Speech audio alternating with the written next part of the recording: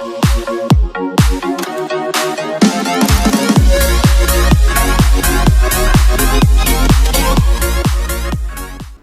guys, it's Joey Z Tech here, and today I'll be doing a full video review over this Gear S3.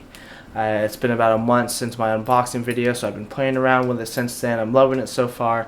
Just wanted to go ahead and give you an update about that, so let's get started. Let me just start off by saying that I love the way the Gear S3 Classic looks. There's nothing quite like the feeling you get walking around with this shiny little thing. Well, maybe not so little, but you get the idea. The Classic Edition has a stainless steel build about a ½ inch thick with a 1.3 inch Super AMOLED LED display. Weighing in at about 59 grams, it's got a 380 mAh battery quoted at an amazing 4-day lifespan. Not only that, but it's jam-packed with features such as a GPS, heart rate sensor, speaker and mic, and more. The Gear S3 is rated at IP68, meaning that it's dustproof and water resistant up to 1.5 meters underwater for 30 minutes. This watch will set you back about $350, but I have to admit I was lucky and got it for a Black Friday price of $300. Taking a look at this watch in action, it's just got about everything you need out of a smartwatch. You have easy access to apps such as messages, emails, phone calls, Samsung Pay and Samsung Health, along with your typical watch functions such as a timer and stopwatch. Notifications and widgets are also pretty quick to get to. A simple turn of the bezel will get you right to what you need the most. A turn to the left will get you notifications where you can reply or dismiss, while turning to the right will allow a quick glance at things like your weather and your steps. Not only that, but you can even have quick commands like creating reminders, alarms, or getting to your most frequently used apps.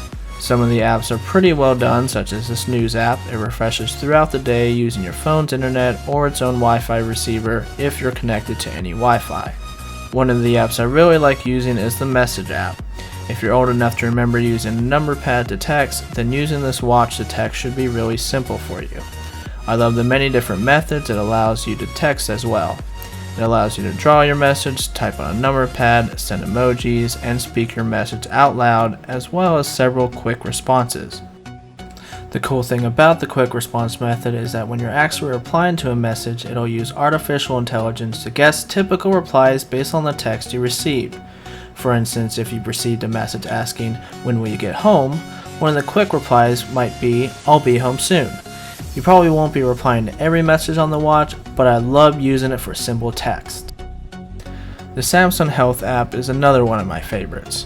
I love being able to track my steps, workouts, and even sleep schedules. One of the cool features is that it can tell whenever you're doing everyday activities such as sleeping, running, and riding a bike. So there's no need to always tell the app beforehand, but you can if you want. Although I do admit it sometimes splits up my sleeping if it thinks I'm awake for things like going to the bathroom, and it's activated the cycling when I was simply walking a cart throughout a grocery store.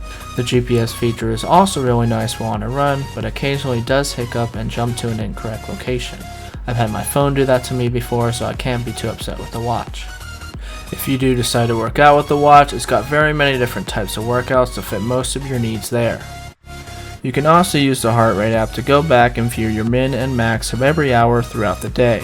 A pretty cool feature I often forget about, but it's nice going back to see points where I was either running or even possibly stressed out from work. You can also check your pulse whenever you like, and it'll compare to what your average BPM is, making it even more personalized.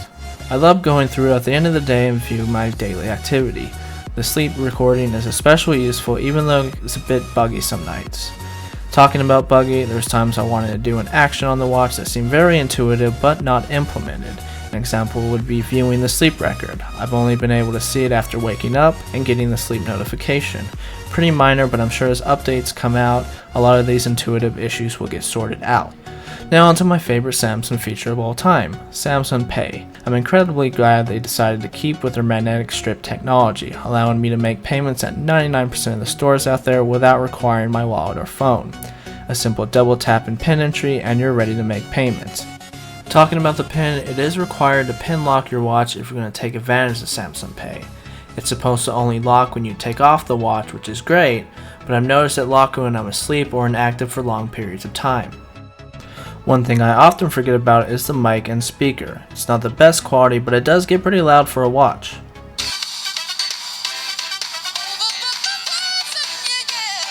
It's also got games if you're interested in that, but for me personally, I don't care too much about playing games on a watch. Maybe if you're incredibly bored, or maybe I'm just missing out on some of the fun games out in the store, I haven't really looked. As far as the mic is concerned, I haven't found myself using it too much either, but it does work. Although Samsung voice is rather cringy. What's the weather like right now?